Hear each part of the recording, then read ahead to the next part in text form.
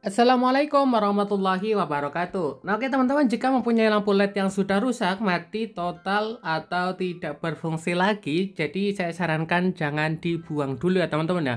Karena apa? Karena di sini kita akan coba bagikan tutorial cara perbaiki lampu LED dengan mudah dan juga awet ya. Ingat, dengan mudah dan juga awet. Dengan satu catatan, teman-teman bisa nonton video ini sampai selesai ya, dan mohon jangan di skip supaya paham dengan isi video ini, karena kebanyakan dari video yang saya bagikan itu kebanyakannya dipotong-potong, ntar ujung-ujungnya nggak paham dan bilangnya gitu nggak awet, gitu nggak awet, padahal di dalam video saya ini semuanya saya jelaskan selama video ini berjalan ya.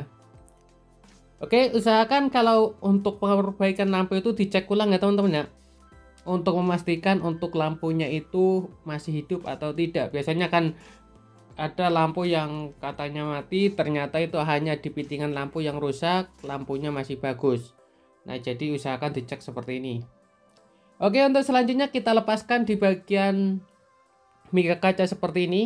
Nah, di bagian mika kaca seperti ini ada spasi ya teman-teman ya. Jadi kita kasih pisau seperti ini dengan cara ditekan sambil dibengkokkan. Dan usahakan untuk bagian pisaunya itu yang agak kaku ya teman-teman ya.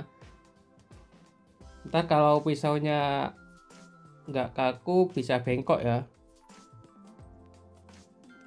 Nah, oke, sudah terlepas untuk mika kacanya. Jadi teman-teman langsung saja di bagian sini kita pasang ulang, tapi sebelum itu, sebelum dipasang ulang, karena ini perbaikan menggunakan listrik ya teman-teman. Sebelum dipasang ulang, teman-teman siapkan dulu satu buah kabel tembaga. Jadi untuk kabel tembaga ini teman-teman bisa gunakan bekas listrik ya, yang kabel kawat tembaga 1,5 mili atau yang 1 mili juga bisa ya. Nah, untuk kabel tembaganya dikupas saja bagian ujungnya. Dan sisakan sedikit saja karena ini untuk pengamanan ya teman-teman ya. Nah, utamakan yang ada selontongnya masih teman-teman. Ingat untuk ujungnya ini kasih sedikit saja karena buat pengamanan kita ya, nggak kepegang sama tembaganya. Karena apa? Karena di sini ada tegangan listriknya nantinya teman-teman. Nah, selanjutnya teman-teman bisa cek di bagian chip lampu, perhatikan ya teman-teman ya. Di bagian chip lampu cari yang ada tandanya hitam. Kalau misalkan nggak ada, nanti dicek satu persatu ya teman-teman ya. Nah, di sini kan sudah kelihatan ada 2 titik yang chip lampunya itu gosong ya. Oke, langsung kita colokkan ke listrik. Nah, bisa kita lihat yang ada chip hitamnya itu nggak nyala ya teman-teman ya. Nah, kita cek lagi seperti ini. Oke, bisa kelihatan itu nggak nyala ya untuk chip yang berwarna hitam. Jadi kita tes antara kanan dan kiri, kita gabungkan menggunakan kabel seperti ini. Nah, oke, untuk lampunya menyala. Jadi teman-teman, pengecekan lampu seperti ini kan menggunakan kawat tembaga ya. Jadi jangan terlalu lama, lalu kita lepaskan ulang. Dan selanjutnya teman-teman siapkan satu buah obeng atau gunakan pisau tadi juga bisa ya. Tapi di sini kita akan gunakan obeng saja untuk mencongkel di bagian chip lampu ini ya, yang tanda hitam. Oke, kan ini untuk chip lampunya kan warna ada 2 ya. Untuk chip lampu yang warna hitam ada 2. Jadi yang satu saja yang kita congkel karena tadi itu dikasih satu kabel untuk pengetesan lampu sudah menyala kembali. Jadinya untuk chip lampunya cukup satu saja yang dicongkel. Lanjut teman-teman, kalau misalkan nggak ada solder bisa gunakan kertas rokok seperti ini. Jadi untuk kertas rokok teman-teman pastikan yang ada tembaganya seperti ini ya, yang warna kuning kita lipat. Jadi untuk yang kertas putihnya kita taruh di dalam ya. Pada intinya yang warna kuning itu kita tempelkan di bagian chip lampu yang sudah rusak. Nah, kalau sudah seperti ini teman-teman, nanti dikasih solasi ya. Ini kan nggak ada solasinya, jadi kita tekan saja seperti ini. Nah, oke, ini untuk lampunya sudah menyala, jadi jangan terlalu lama ya teman-teman ya, supaya nggak merambat untuk bagian lampu yang rusak ya. Nah, oke, karena di sini saya mempunyai solder, jadi saya kasih timah saja ya teman-teman ya, supaya lebih praktis. Cukup gunakan timah sudah cukup ya. Kalau pakai kertas rokok bisa gunakan selasi tadi, selasi bening atau selasi hitam, kuning nggak masalah. Yang penting pada intinya di bagian bawahnya yang sudah dibuka untuk chip lampunya itu dikasih kertep rokok. Nah, setelah terpasang timah seperti ini, usahakan dicek lagi ya.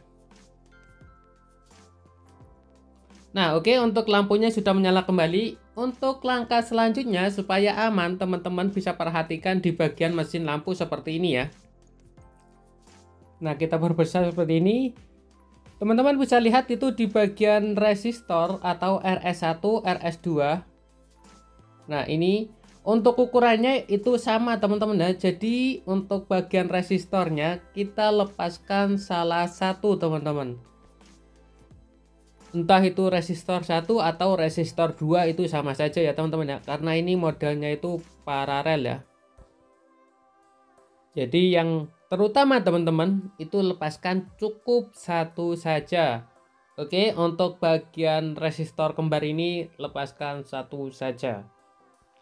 Untuk melepasnya teman-teman bisa gunakan tang potong yang seperti ini, bisa gunakan juga pisau, nggak masalah ya. Yang penting pada intinya satu resistor itu terlepas.